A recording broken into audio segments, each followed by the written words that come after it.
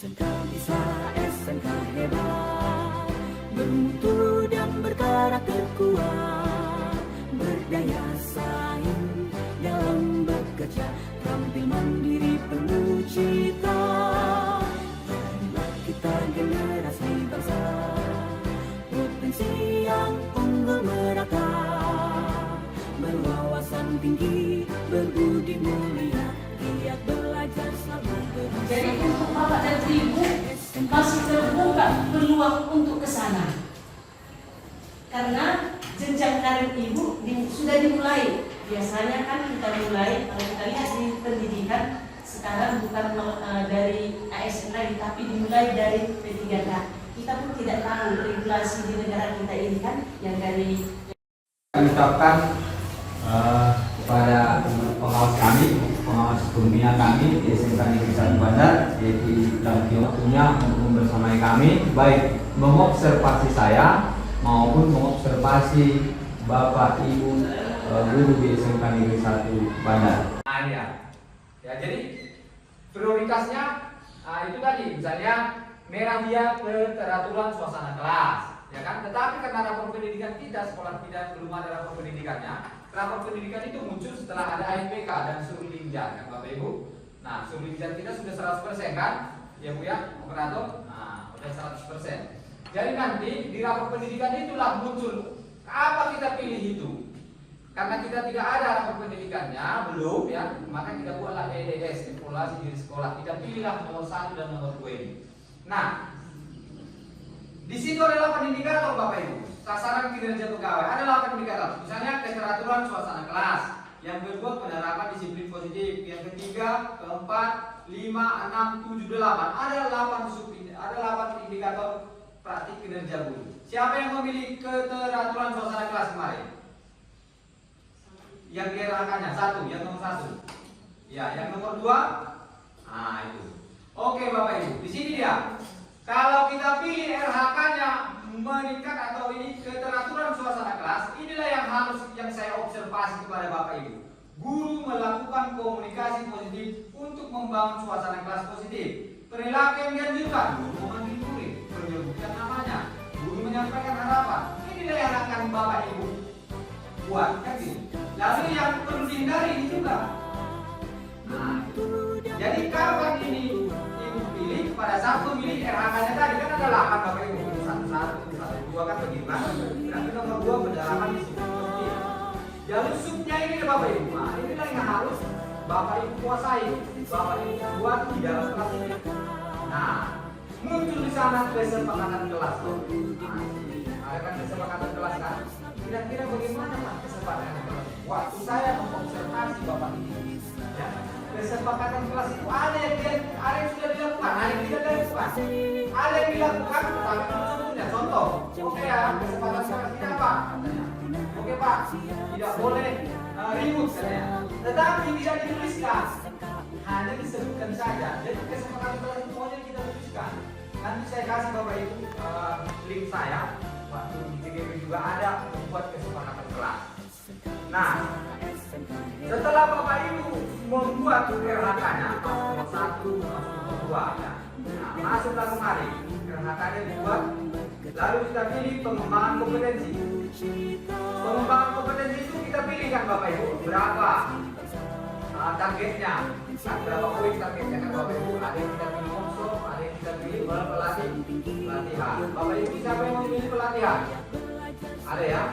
Nah, di RHK-nya kan? Nah, ada. Oke, inilah kriterianya Bapak Ibu. Ada yang 32 poin, ada yang 8 poin. Nih, pelatihan.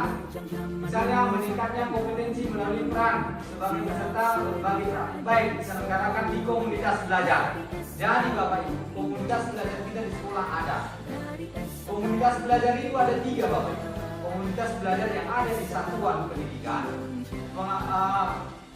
lalu komunitas belajar antar pendidikan, lalu satuan belajar antara kita dengan orang lain melalui Zoom. Jadi antara Bapak Ibu MGP itu bisa menjadi komunitas belajar. Ya Bapak Ibu. Di komunitas belajar ini apa? Seperti inilah Bapak Ibu, membuat praktik baik. Praktik baik itu Dalam arti macam mana? Contoh, Bapak Ibu dengan melaksanakan misalnya problem based learning. Ini Bapak Ibu menerapkan ada kegiatan Bapak Ibu yang harus Bapak buat.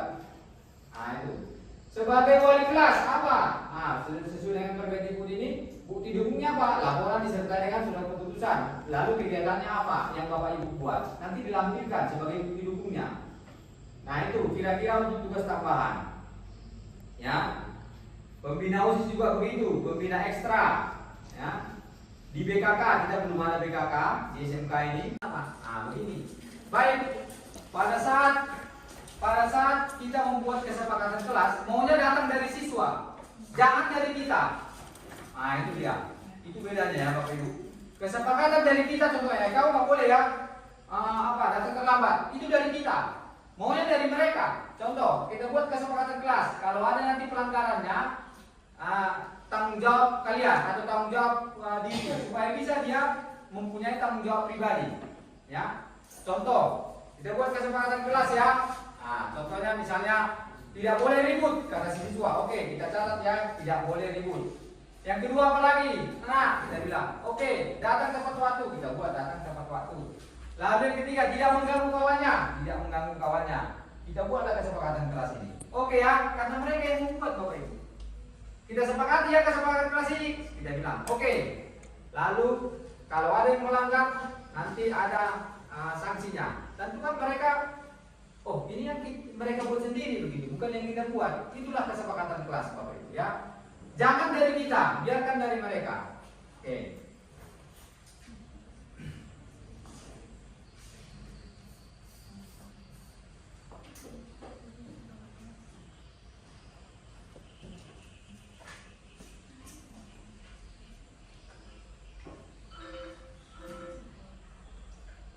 Nah ini kesepakatan kelas. Ini juga kesepakatan kelas dari saya ini ya. Saya contohkan bagaimana kesepakatan kelas itu.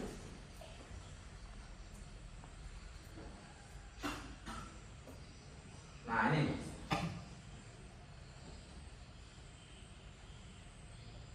Ini saya di sana. Ya saya bagikan kelas ini seperti ini. Ada juga macam ada yang ditulis, ada yang dipakai sticky note. Mereka membuat kertas sticky note ditempelkan. Saya membuat seperti ini kan gitu ya.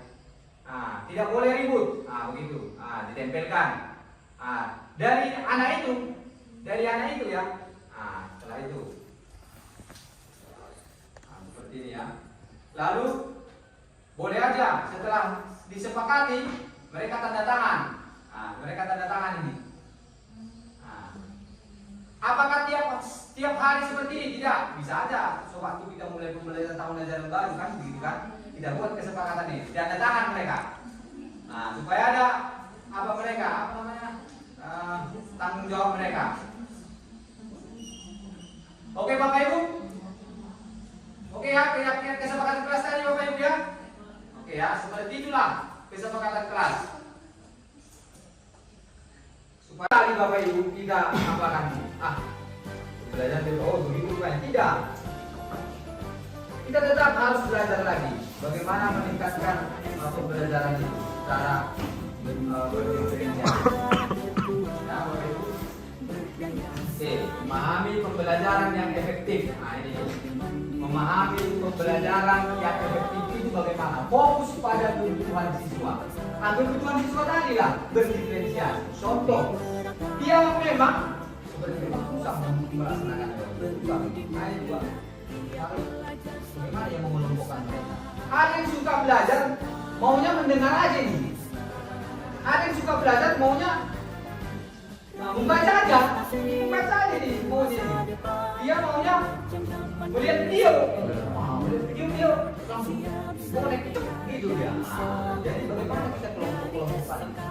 Ada metodenya Bang. Seperti yang saya katakan kemarin. Saya sudah membagi metodenya kemarin sama Bapak Ibu. Saya bagi dulu kuesioner dalam arti mereka di rumah dulu. Sebelum mulai pembelajaran 3 hari sebelum saya sudah share. Kemarin di kelas pelajaran saya buat pilotnya. Malam sudah saya share. Saya share dulu Bapak Ibu. Buku soalnya kan. Mana condong dia, mana dia auditori, mana dia kinestetik, mana dia visual. visual. Saya buat apanya? Butir-butir soalnya. Ya, saya buat butir-butir. Nah, ternyata dikelompokkan langsung begitu saya dikelompokkan Bapak Ibu. Ada namanya lini itu kelompok. Nah, ada yang auditori, ada yang estetik, ada yang apa? Inilah yang mau kita jembatani Bapak Ibu dengan ya, kalau dia betul ya, maunya mendengar. Nah, contoh kita butuh sesi Bapak Ibu. Oke, materi kita misalnya production yourself, ya kan? Dia kita arahkan aja ke guru yang lain. Misalnya ke guru yang lain, atau ke misalnya ke guru yang sudah paham dengan bahasa Inggris. Dia mau ke situ auditori, atau kita dulu ada tip ya kan, kita buat suara-suara introduction yourself ya kan di video atau di audionya aja kan bisa. Nah, kira-kira begitu Bapak Ibu. Ada yang suka kerasa terus ini, lari sana lari sini, itu aja model role play dia. Misalnya do yourself, atau sekarang kan banyak di TikTok itu kan di perkenalan dibuat sambil jalan dia, apa namanya itu? Nah, sambil jalan dia kan, ini handphonenya kan baru di belakangnya lagi. Apa namanya itu? Bersambung-sambung gitu ya kan?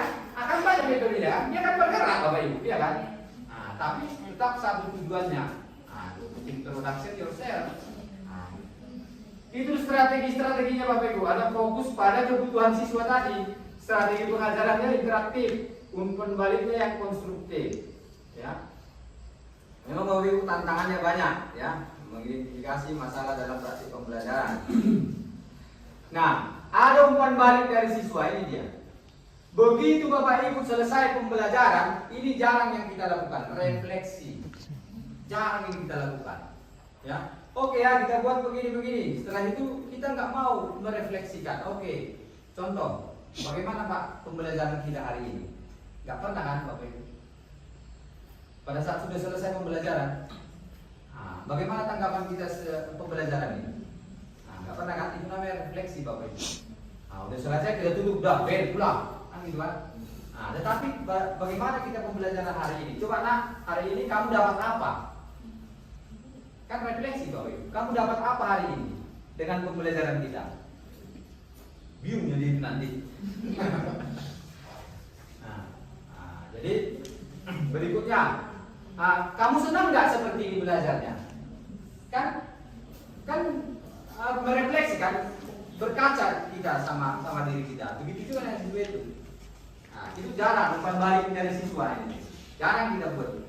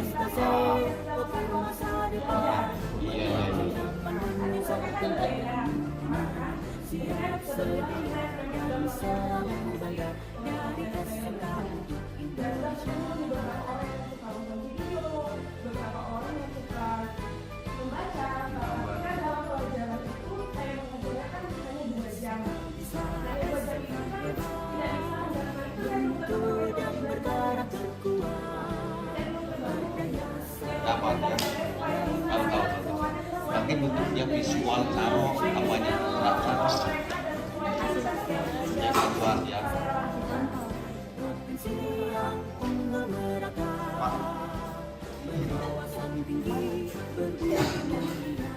boleh menanggapi sedikit Pak?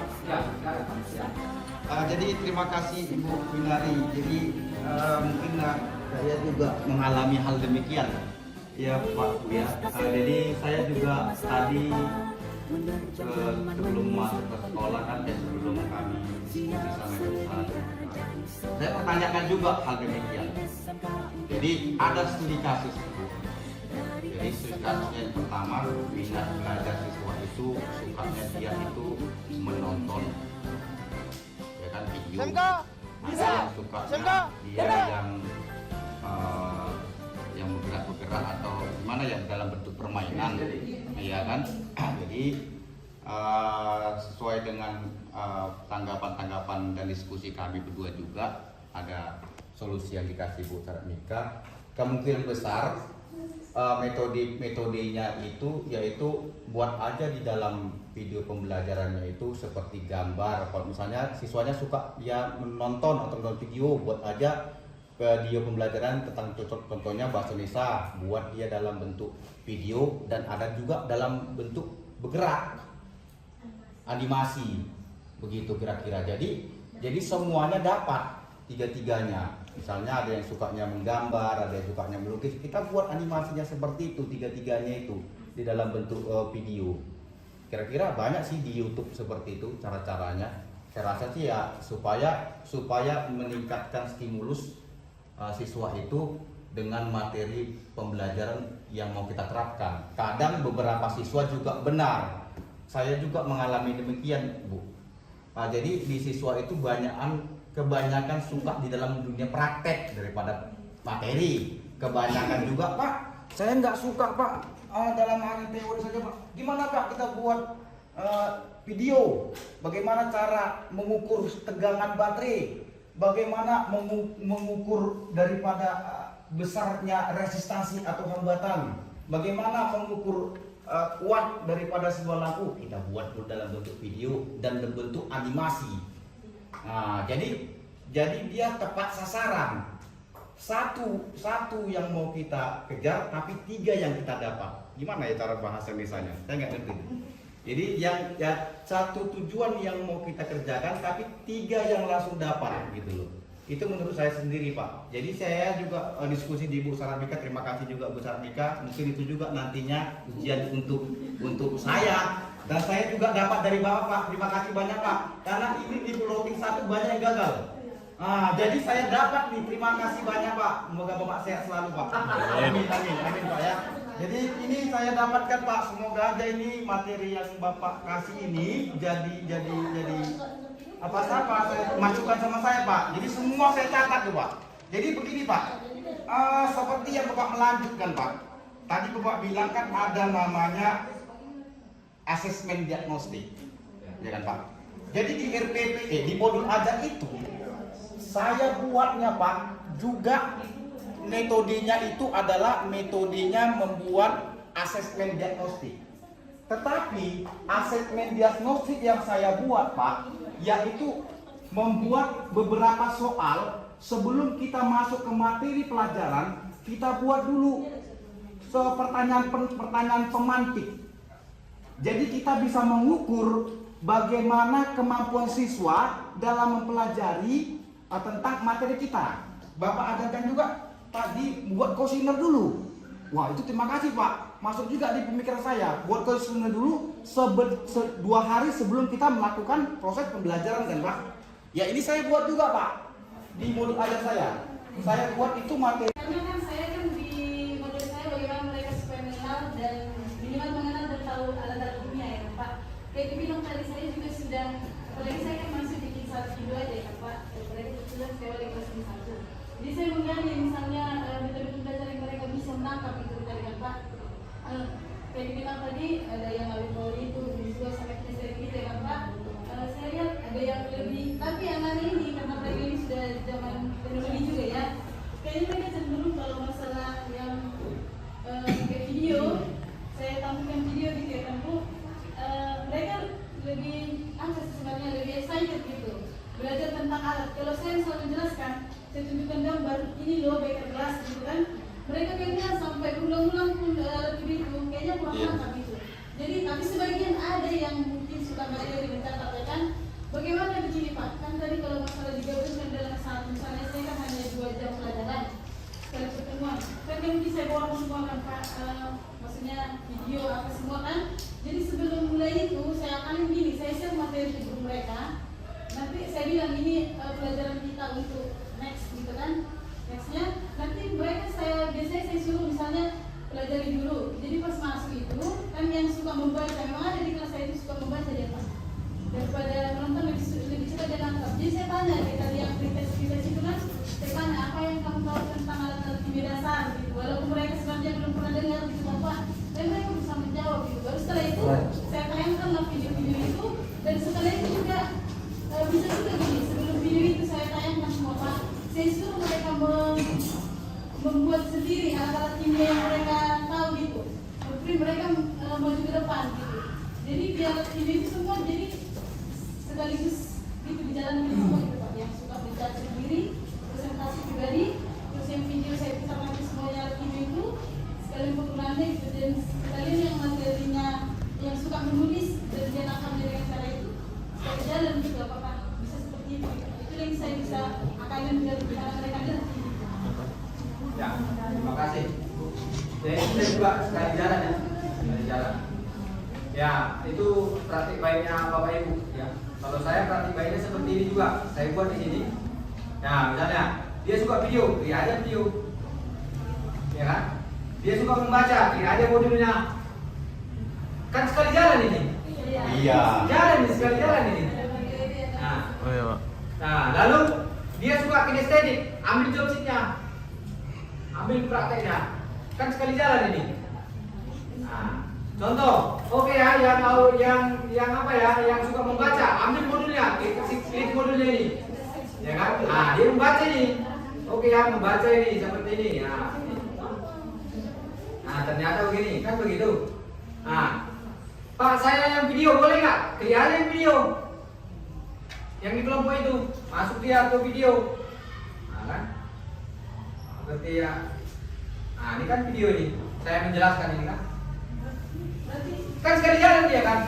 iya, masih gini Pak. Berarti kan ini kita share ke linknya ke mereka. Rangkaian seri, ada yang memahami rangkaian paralel, ada yang memahami rangkaian campuran, ya kan Pak? Jadi di rangkaian seri dan paralel saya uji untuk merakitnya. Jadi saya buat itu project based learning kan Pak, gitu kan, seperti Bapak ajarkan juga yang kemarin itu kan Pak. Jadi saya kelompok-kelompokkan juga itu Pak. Jadi siswa yang pahami seri saya buat seperti ini. Jadi kita bisa melihat kualitas daripada siswa memahami materi pelajaran sebelum kita ajarkan kepada siswa. Materi pelajaran itu sudah kita kelompokkan. Ya ini banyak bisa memahami rangkaian seri, ini bisa memahami paralel, ini bisa memahami campuran. Jadi bisa kita kelompok-kelompokkan terus. Jadi kita gampang juga menilai siswa itu saat dia Siaran. Dan saya lihat guru-guru ini pun sudah memikirkan mendesain pembelajaran yang bagaimanakah yang akan saya ciptakan supaya anak-anak ini merasakan pembelajaran yang menyenangkan. Ya kan, tujuan kita masing-masing itu. Jadi dari sekian banyak sudah banyak saya lihat yang masukan-masukan dan tidak sia-sia. Semuanya masih energik, masih muda. Lain kan kalau kami memikirkan bagaimana kalau menciptakan seperti kami lah membuat TNM, membuat apa itu namanya Canva aja kita udah sulit, ya kan? Membuat Canva. Ya saya pun begini-begini udah tua, saya usahakan juga ber-PNM, memang masih dua. Karena nanti kan saya katakan sama guru-guru, aktifkan aku belajar begini-begini, kita hanya ngomong tanpa berbuat, paling tidak ada contoh. Jadi prosesnya sekarang saya kerjakan coach. Nah seperti yang Bapak bilang tadi, antara pengawas dengan kepala sekolah dengan guru, ya kan? Selalu itu coach. Jadi tadi guru-gurunya sudah menyampaikan, mudah-mudahan semua memikirkan cara pelajaran yang bagaimanakah yang sesuai dengan ini. Jadi kalau tadi dikatakan Bapak itu 1 minggu ini teori, minggu depan praktek, ini aja Pak, saya kan sebagai orang tua kadang-kadang kan, Mam belikan aku ini. Saya kan orang tua nggak tahu saya mana itu ini. Saya katakan Pak, yang mana itu nggak tahu. Jadi sebelum sampai ke sana udah cocok seperti Bapak ini bawa perangkat kebutuhannya. Ini lengkap, tripletnya sekian, ada baterainya. Jadi kalau kita sebagai orang tua nanti memenuhi, membeli perlengkapan itu yang mananya yang ininya, atau misalnya restoran kita kan nggak tahu yang mananya yang ini. Ya seperti ini, cocoklah Pak, Bapak tunjukkan dulu bahwa waktu teori. Jadi sampaikan, sediakan ini alat dan bahan ini, maka dengan mudah mereka juga akan menyampaikan kepada orang tuanya. Iya, seperti ini dibawa guru kami kemarin. Inilah ini kan, itu kan Pak. Ya. Jadi kalau cuma kita ucapkan, kita nggak kenal barangnya kan susah. Kita susah. Saya sudah alami sendiri kan, misalnya rangkaian orang itu, memang masih SD dulu, sediakan ini katanya. Tapi yang gimana itu kita kan nggak tahu. Jadi kalau ditunjukkan ini loh barangnya, ayolah kita beli. Yang mana aja itu? Oh yang ini dan ini. Cocok Pak. Jadi sejalan dengan itu, kalau di buku ini siapkan ya ini, ya berlanjutlah. Kalau minggu ini hanya teori